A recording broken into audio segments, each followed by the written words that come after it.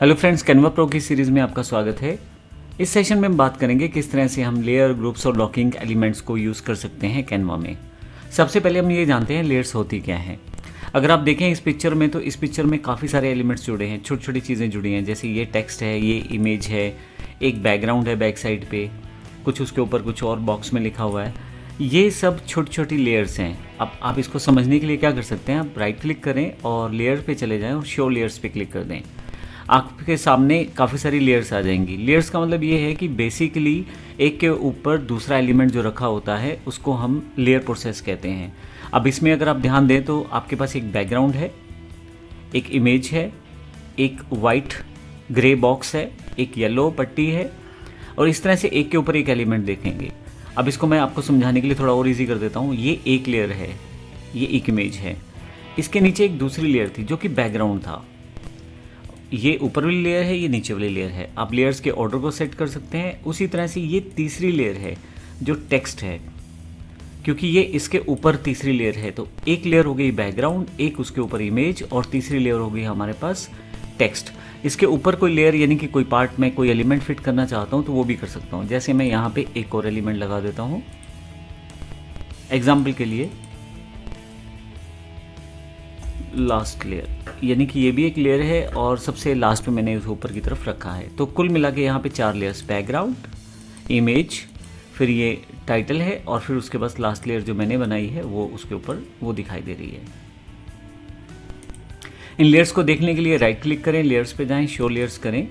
यहाँ पे right click, layers और फिर यहाँ से शो लेयर्स। तो अगर आप देखेंगे तो यहाँ पे आपके पास यहाँ लेयर्स दिखाई दे रही हैं। मान लीजिए आपको कोई लेयर नहीं चाहिए या कोई लेयर हटाना चाहते हैं तो यहाँ से भी आप उसको delete, duplicate, cut, copy paste कर सकते हैं। मैं इसको डिलीट कर देता हूँ तो देखें बैकग्राउंड लेयर हट गई है। आप इन लेयर्स का ऑर्डर भी चेंज कर देते हैं। अभी मैं कंट्रोल Z कर देता हूँ। जैसे आप देखें तो ये पिक्चर पीछे की तरफ है, लेकिन अगर मैं इसको ऊपर की तरफ लाना चाहता हूँ, यहाँ से ड्रैग करके सिंपली ऊपर रख सकता हूँ। तो जहाँ तक मैं इसे ऊपर ले आऊँगा वहाँ तक ये ऊपर आती चली जाएगी, बाकी लेयर्स नीचे आती चली जाएंगी।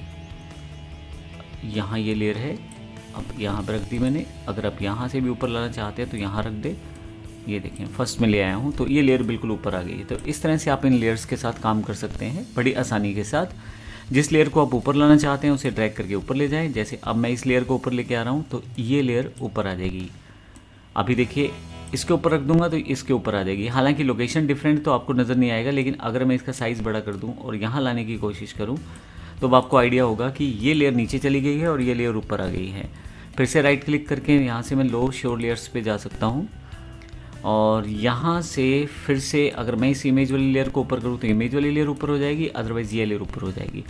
तो जो लेयर आप ऊपर नीचे करना चाहते हैं उसका ऑर्डर आप यहाँ से सेटअप कर सकते हैं।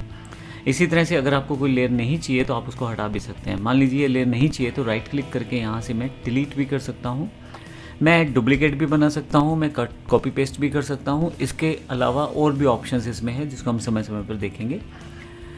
अब ये चीज़ें हमने बेसिक यूज़ की हैं। आप चाहें तो यहीं पे अगर लेयर्स पे क्लिक करें और यहीं पे कुछ ऑप्शन आपको मिल जाते हैं, जैसे bring forward, bring to front, sent backward, send to back. अब मैं चाहता हूँ इस फोटो को पीछे की तरफ भेज दिया जाए, तो इसके लिए लेयर पे जाके मैं इसको सेंट बैकवर्ड कर सकता हूँ। एक स्टेप पीछे चली जाएगी। आप देखें यहाँ फिर से सेंट बैकवर्ड कर दें, फिर एक लेयर नीचे आ जाएगी। आप देखेंगे यहाँ लेयर नीचे आती जा रही है। लेकिन अगर आप चाहते हैं कि इस लेयर को सबसे पीछे भेज दिया जाए तो सेंड टू बैक। यहाँ सिर्फ बैकग्राउंड सबसे लास्ट लेयर है, उससे ऊपर वाली लेयर ये बन गई है। तो इस तरह से मैं लेयर्स के साथ काम कर सकता हूँ। अब लेयर्स को एक साथ भी सिलेक्ट कर सकते हैं। एक लेयर ये शिफ्ट दबा के रखें, दूसरी लेयर सेलेक्ट कर लें, तीसरी लेयर सेलेक्ट कर लें, तीनों नहीं चाहिए डिलीट का बटन दबा दें, तीनों लेयर्स डिलीट हो जाएंगी। तो इस तरह से लेयर्स को आप वर्कआउट कर सकते हैं। किसी लेयर को कॉपी करना है तो आप सिंपल सेलेक्ट करके रखें, कंट्रोल-C, कंट्रोल-V, आपके पास एक लेयर और कॉपी हो जाएगी।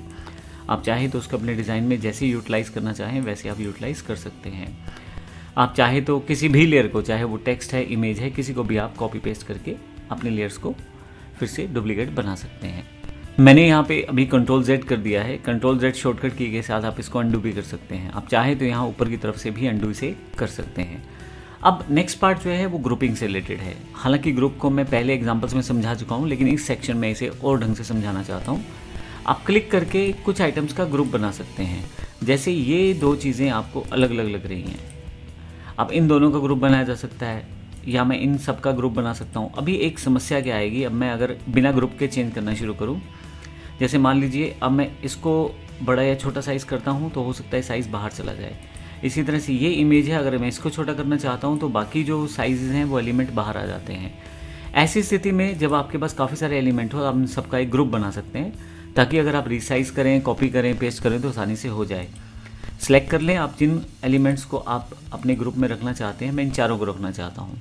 आपके पास यहाँ एक कॉन्टेक्स्ट बार आ जाएगी जहाँ पे ग्रुप का बटन आ जाएगा, आप इसे क्लिक कर लें। जैसे आप क्लिक करेंगे, ये अब की बार क्लिक करेंगे तो आप देखेंगे कि यहाँ पे पूरा का पूरा ग्रुप ही सिलेक्ट होता है। यहाँ देखें ग्रुप ही सिलेक्ट हुआ है। अब मैं अगर इसको छोटा करूँ साइज़ को, तो अब देखिएगा कमाल की सभी एलिमेंट्स अपने साइज़ में प्रोपोर्शनेट होकर छोटे हो गए हैं। बड़ा करूँगा तो भी ऐसा होगा। तो ये थोड़ा सा इजी हो जाएगा मेरे लिए काम करना। तो ग्रुप एलिमेंट करके मैं अपने सभी एलिमेंट्स को इकट्ठा रख सकता हूँ और एक ही साथ उन पर कोई ऑपरेशन करना है तो कर सकता हूँ। अगर आप इसको अकेला अकेला करेंगे तो हर बार आपको रिसाइज़ करना पड़ेगा, हर बार आपको सेटअप करना पड़ेगा, जो बड़ा ही मुश्किल और टिपिकल टास्क हो जाएगा। इसी तरह से अगर आप अनग्रुप करना चाहते हैं तो जो ग्रुप आपने बनाया उसे क्लिक करेंगे, ऑटोमेटिकली यहाँ कॉन्टेक्स्ट बार आएगी, अनग्रुप कर दें। अब की बार ये अनग्रुप हो गया है। अब की बार अकेले के लिए एलिमेंट को आप बड़ा या छोटा कर सकते हैं। तो ये एक बेनिफिट रहता है ग्रुपिंग का कि आप इकट्ठे रख लें और उन एलिमेंट्स को रिसाइज या कॉपी या पेस्ट करने में आपको ईजी रहता है।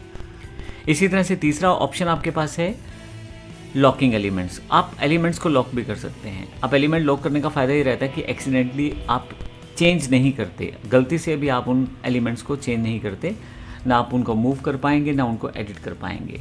गलती से ऐसा नहीं होगा। अब मान लीजिए मैं इन एलिमेंट्स को लॉक कर देता हूँ, इन सबको। यह देखिए मैं सिलेक्ट कर लेता हूँ इन सबको।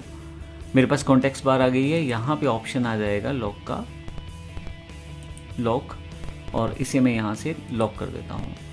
अब इन आइटम्स को जब मैं क्लिक करूँगा तो यहाँ लॉक का सिंबल आएगा। देखें अभी ऑलरेडी लॉक है। अब अगर मैं किसी आइटम को मूव कर रहा हूँ, इन आइटम्स के ऊपर अगर मैं इसका टेक्स्ट स्टाइल गलती से चेंज करने की दिशा में आ जाऊँ, ऐसा नहीं होगा। आप देखेंगे किसी भी तरह का कॉन्टेक्सुअल टैब नहीं आया है जिसमें मैं इसको चेंज कर पाऊँ। आप देखें इनमें किसी भी एलिमेंट पे नहीं है, जबकि बाकी एलिमेंट्स पे वैसे के वैसे एलिमेंट्स या ऑप्शंस आने शुरू हो जाते हैं। तो एक्सीडेंटली भी मैं इनमें कोई भी चेंजेस नहीं कर पाऊँगा, मेरे लिए काम करना ईजी हो जाएगा। तो अब यहाँ पे जब आप कुछ ऐसे काम कर रहे हैं जिसमें बॉर्डर है, लोगो है, तो आप उनको गलती से चेंज ना कर पाएँ, इसलिए लॉक कर दें। अगर आप कुछ ऐसे आइटम्स टाइप कर रहे हैं जिनको आप ग्रुपिंग सेटअप कर चुके हैं तो उनमें कुछ एडिट ना हो जाए, उसके लिए आप ऐसा कर सकते हैं। तो इस तरह से इन सब चीज़ों को सेटअप करके आसानी से आप अपनी डिज़ाइनिंग को सेटअप कर सकते हैं। अगर आप इन जो लॉक की गई आइटम्स हैं उनको अनलॉक करना चाहते हैं दोबारा, तो फिर से सिलेक्ट कर लीजिए। सिंगल आइटम को अनलॉक करना है तो यहाँ अनलॉक का बटन है, और अगर आप इकट्ठा आइटम्स को अनलॉक करना चाहते हैं तो उसी तरह से सिलेक्ट करके भी आप अनलॉक कर सकते हैं। मैंने इन सब आइटम्स को अनलॉक कर लिया है, लेकिन इस आइटम को लॉक ही रखा है। तो अब इस आइटम को मैं साइज़ वगैरह नहीं चेंज होगा, बाकी सब जगह जो अनलॉक मैंने कर दिए हैं उनमें आप चेंजेस कर सकते हो। तो इस तरह से आप लेयर्स का, ग्रुप्स का और लॉकिंग का बेनिफिट उठा सकते हैं अपनी डिज़ाइनिंग में कैनवा के द्वारा। धन्यवाद।